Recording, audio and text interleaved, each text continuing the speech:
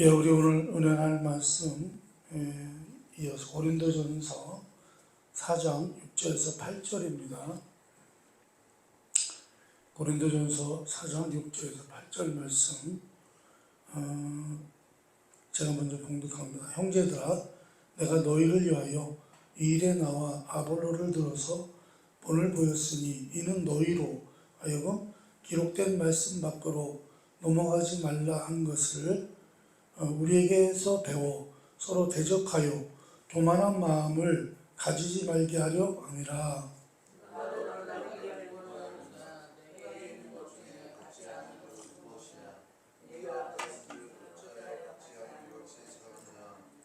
다같이 너희가 이미 배부르며 이미 풍성하며 우리 없이도 왕이 되었도다. 우리가 너희와 함께 왕노릇하기 위하여 참으로 너희가 왕이 되기를 원하노라. 아멘. 사실 우리는 어떻습니까, 여러분? 우리는 지금 현재 어디에 살고 있나요? 우리가 이 세상에는 살고 있지만 구원받았다고 하는 것은 어떤 의미가 있죠? 구원받았다고 하는 것은 우리가 지금 운명적으로나 신분적으로 천국에 있는 자이다, 그런 말씀입니다. 이제 바로 그리스도와 함께 하늘나라에 있는 자이지만, 그러나 현실적으로는 어디 살고 있어요? 세상에 살고 있다는 거죠.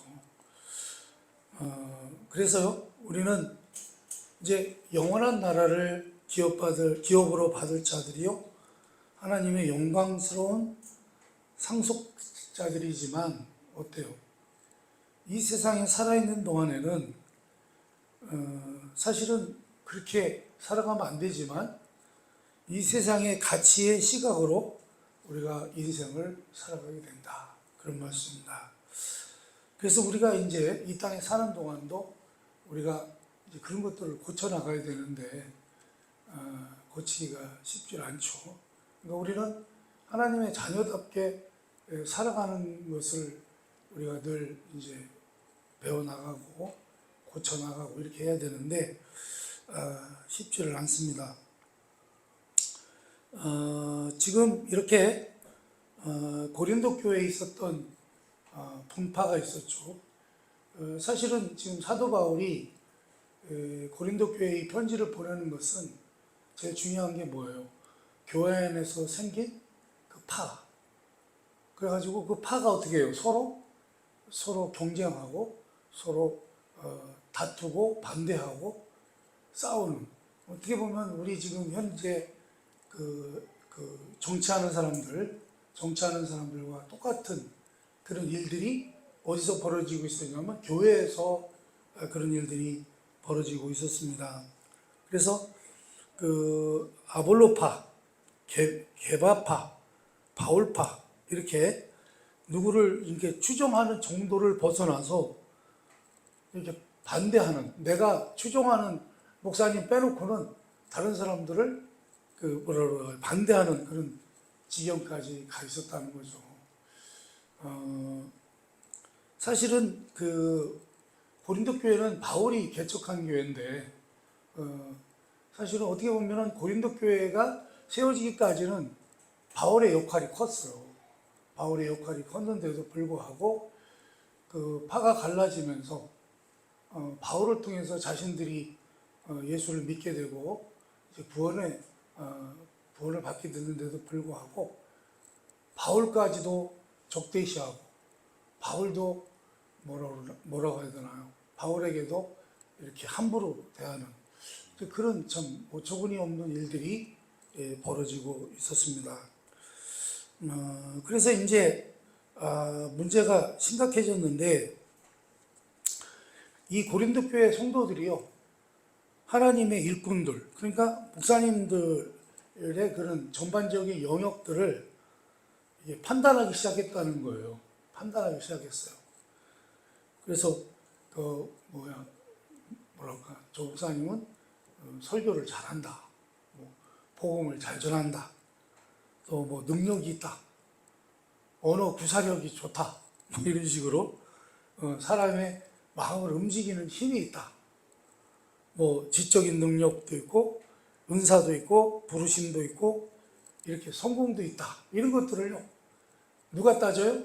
신자들이 목회자를 향해서 그런 것들을 따지고 있는 거죠. 사실 이런 일들이 지금 우리 교회들에게 일어나고 있습니다. 뭐랄까 이런 말 하기는 좀 어렵긴 하지만 그런 거예요. 이제 목사님들이 어떤 교회에 이제 새로 오시잖아요. 부임해서 오시면 처음에는 이제 그 허니문 기간이라고 그래서 이렇게 성도님들이 목사님한테 잘 대해요. 잘 대하는데 이제 그 목사님이 오시면서 뭔가 그 교회에 변화가 일어나야 돼요.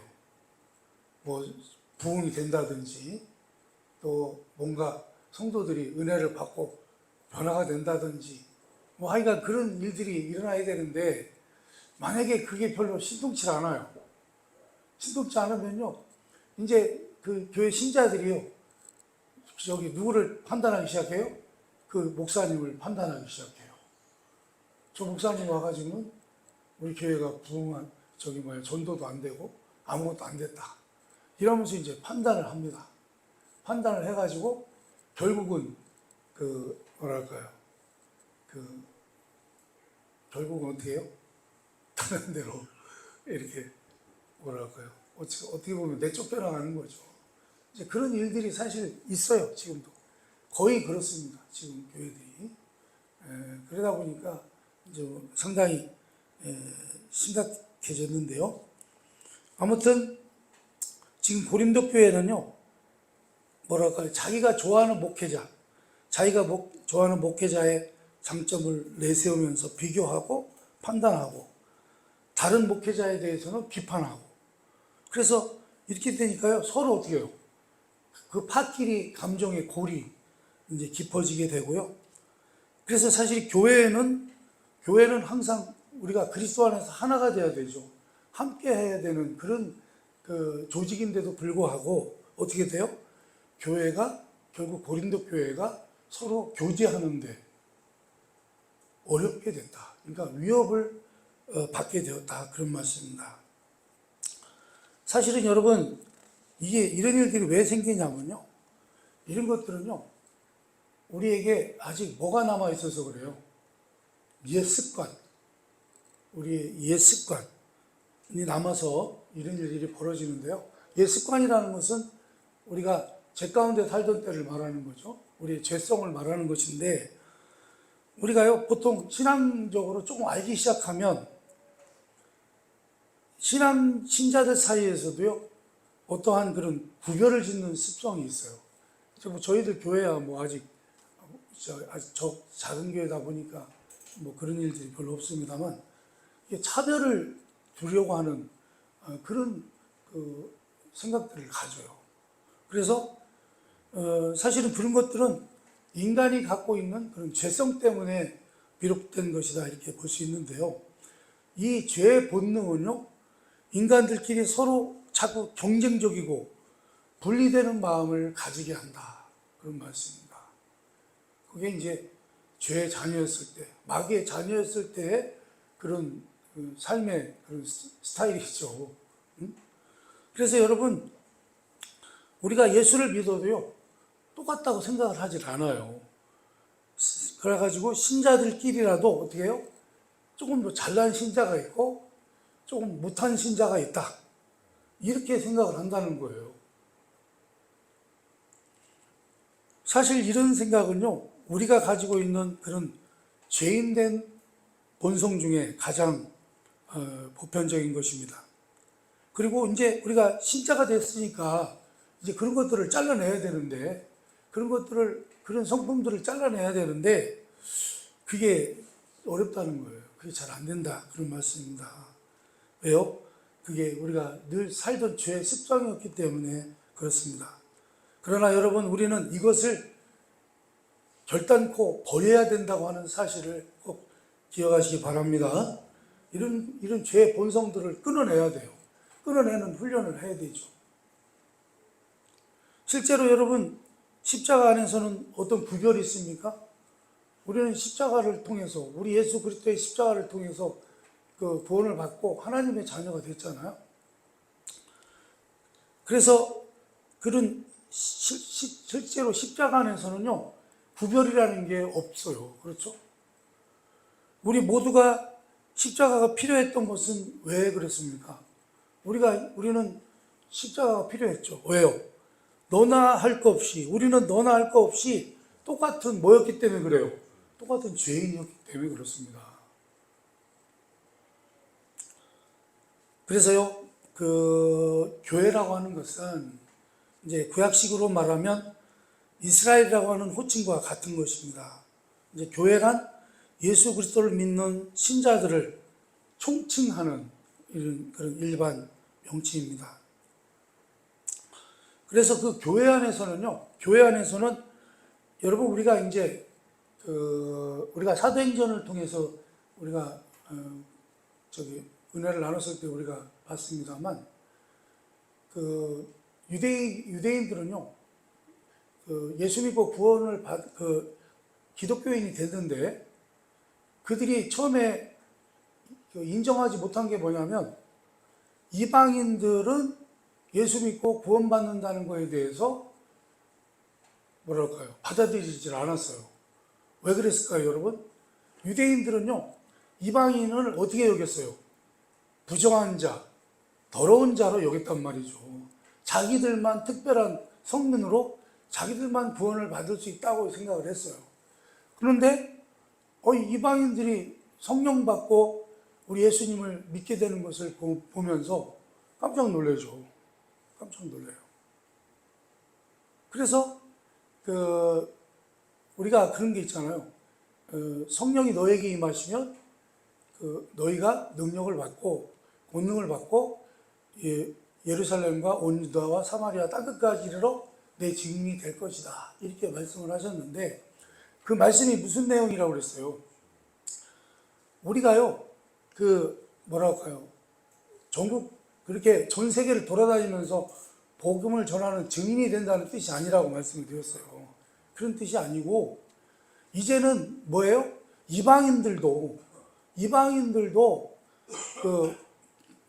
예수를 복음을 받아들일 수 있는 그런 길이 열리게 되었다.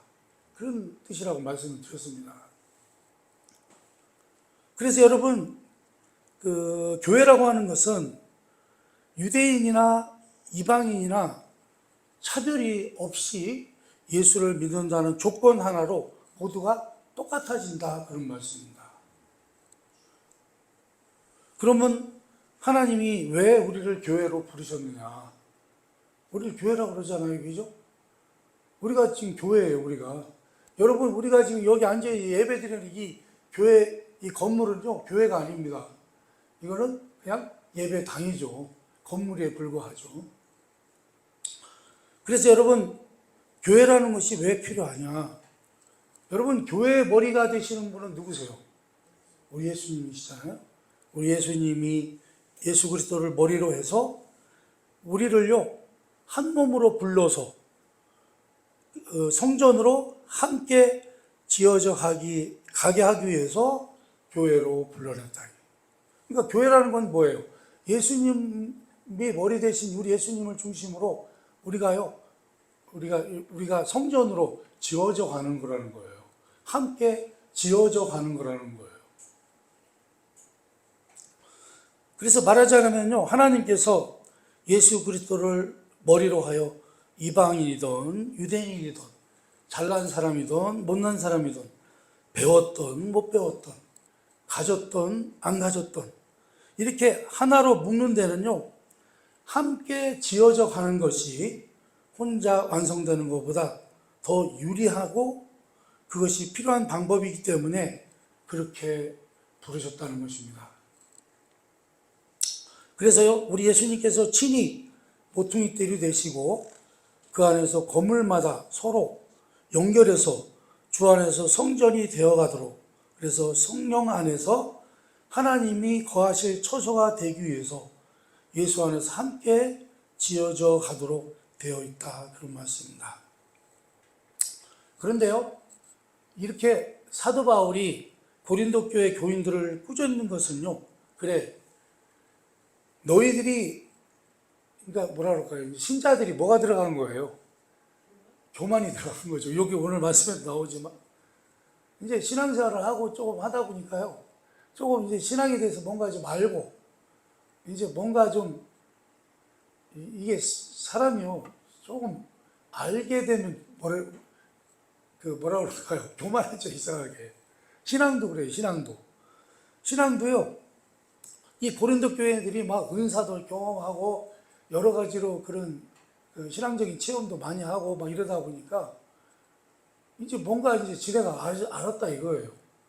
그래서 이제 목회자를, 팔을 줘서 뭐 목회자를 판단하기도 하고, 이제 별 일이 이제 교회에 다 생겼는데, 그래서 바울이 그렇게 하는 거예요. 그래, 너희가 잘났다고 하는 것을 드러내기 위해서, 그래, 이제 니네가 신앙생활을 조금 안다고 그래서, 그런 것들을 뭔가 조금 드러내고 싶어서, 너희들에게 복음을 전해주고, 하나님의 종으로서 성실히 일한 나마저도, 너희들을 가르쳤던 나마저도, 묵사발을 만들고, 우리 없이 아주 왕노릇을 잘하고 있구나 하고 꾸짖고 있는 것입니다. 여러분, 자랑하려고 하는 욕심 때문에 사도 바울로 말미암아 예수를 알게 되었고 구원을 얻었음에도 불구하고 바울까지 제껴놓고 그 사람마저도 짓밟아서 자신들을 증명하려 하고 있다, 그런 말씀입니다. 그러니 그것은요, 교회 안에 참으로 심각한 문제였습니다. 교회가 나아갈 방향과는 전혀 다른 것이었습니다. 여러분, 교회라는 것은 뭐예요? 주 안에서 함께 가야 하는 곳이죠. 주 안에서 함께 가야 하는 교회를 무너뜨리는 악한 행동이 벌어지고 있었다, 그런 말씀입니다.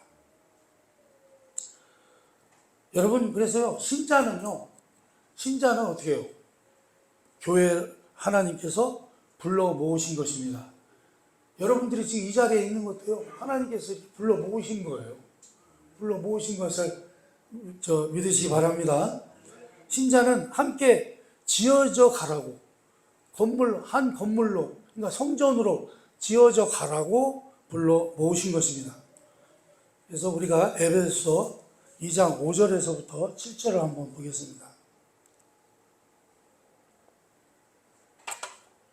한번 읽어봅니다. 시작. 허물로 죽은 우리를 그리스도와 함께 살리셨고 은혜로 구원을 받은 것이라. 또 함께 일으키사 그리스도 예수 안에서 함께 하늘에 앉히시니 이는 그리스도 예수 안에서 우리에게 자비하심으로써 그 은혜의 지극히 풍성함을 오는 여러 세대에 나타내려 하심이라. 아멘. 여러분, 구원이라고 하는 것은 어떻습니까? 우리가요, 하나님을 떠나 있었기 때문에 사실 사망을 이길 방법이 없었죠. 우리는 다 사망 아래 있었잖아요.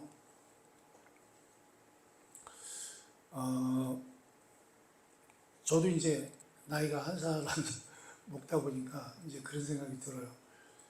이제는 이 땅을 떠날 날이 점점 가까이 오는구나, 그런 생각이 들어요. 젊었을 때는 그런 생각이 별로 없었던 것 같아요. 그냥 영원히 살 것 같은, 젊었을 때는.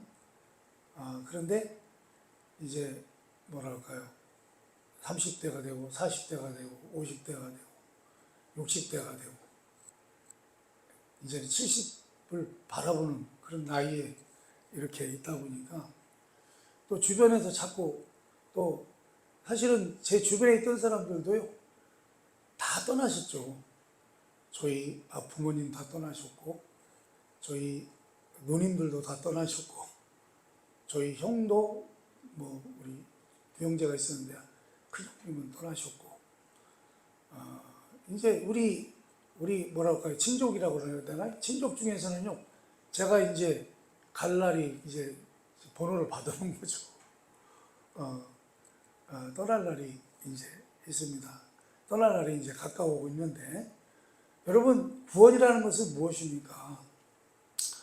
구원받은 사람들은 사실은 죽음에 대해서, 사망에 대해서 그렇게 두려움이 없죠. 왜 그렇습니까? 우리는 구원받은 사람들이잖아요. 구원받았다고 하는 건 뭐예요? 하나님의 자녀가 됐다는 얘기잖아요. 하나님의 자녀가 됐기 때문에 이 땅을 떠나도 우리는 어떻게 해요? 그대로 주님 곁으로 가게 되는 것을 믿으시기 바랍니다. 그래서 사실은 이별의 슬픔이 있죠. 가족들끼리의 그런 이별의 슬픔이나 아픔은 있지만, 그러나 사실은, 정말 믿음이 확실히 있다면, 구원의 확신이 있다면, 우리 예수 믿는 사람들은 죽음에 대해서 두려워할 필요가 없다. 왜요? 우리는 죽음을 보지 않기 때문에 그렇습니다. 여러분, 그래서요, 구원은요, 우리가 하나님을 원래는 떠나 있었기 때문에 사망을 이길 방법이 없고 죄를 치를 방법이 없었는데, 주님이 나를 그 안에 품어주셨기 때문에 사망이 우리를 손댈 수 없는 존재가 되었다. 그런 말씀입니다. 주 안에 우리가요, 들어가 버린 거예요. 우리가요, 주 안으로 푹 들어가 버린 거예요. 그런데요, 내가 들어간 게 아니라요, 주님 안에서 우리를 품으셨다. 그런 말씀입니다. 여러분, 이게 뭐예요? 이게 십자가인 것입니다. 주님께서 우리를 품으신 것 같이 우리도 또한 성도들을 품어야 한다. 그런 말씀입니다.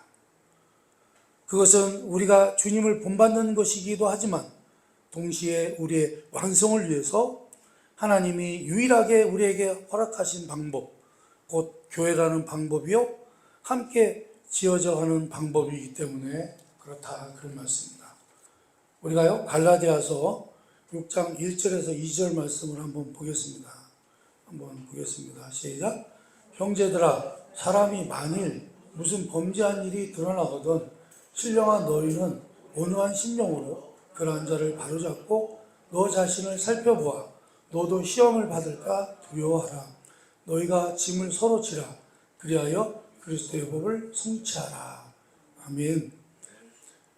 여러분, 성도들이요, 교회에서 신앙생활을 하는데 사실은 누군가가 실수할 수도 있잖아요. 그렇죠? 실수할 수도 있어요. 다른 말로 하면 좀 병들었을 수도 있다는 얘기인데, 그런 사람은요, 그런 사람들을 잘라내려고 하지 말고 바로 잡고 치료해 주라는 뜻입니다. 이것은 틀린 것을 고쳐주라는 뜻이 아니라 다친 것을 고쳐주라고 하는 뜻인 것입니다. 여러분, 그리스도의 법은요, 그리스도를 머리로 한 우리 모두가 한 몸이요, 그 몸의 지체이기 때문에 건강한 몸을 이루기 위해서는요, 다친 곳과 잘못된 데를요, 서로 합심해서 치료해 내야 된다. 그런 말씀입니다. 그래서요, 우리가 함께 이렇게 신앙생활을 하는 것이요, 참으로 위대한 것이고 책임일 뿐만 아니라 대단한 특권이기도 하다. 그런 말씀입니다. 우리는 그 속에서 많은 것을 배우는 것입니다. 에베소서 4장 1절에서 6절을 한번 보도록 하겠습니다. 시작. 그러므로 주 안에서 갇힌 내가 너희를 권하노니 너희가 부르심을 받은 일에 합당하게 행하여 모든 겸손과 온유로 하고 오래 참음과 사랑 가운데서 서로 용납하고 평안에 매는 줄로 성령이 하나 되게 하신 것을 힘써 지키라. 몸도 하나요 성령도 한 분이시니 이와 같이 너희가 부르심의 한 소망 안에서 부르심을 받았느니라. 주님도 한 분이시요 믿음도 하나요 세례도 하나요 하나님도 한 분이시니 곧 만유의 아버지시라. 만유 위에 계시고 만유를 통일하시고 만유 가운데 계시도다. 아멘. 어떻게 부름을 받았습니까? 그리스도 예수 안에서 같은 성령으로 한 성령 안에서 하나로 부름을 받았다. 함께 부름을 받았다. 한 몸으로 부름을 받았다 하는 것입니다. 그런데요, 실제로 이런 신앙생활을 감당을 해야 되는데 이게요, 실제로 어떻게 해요?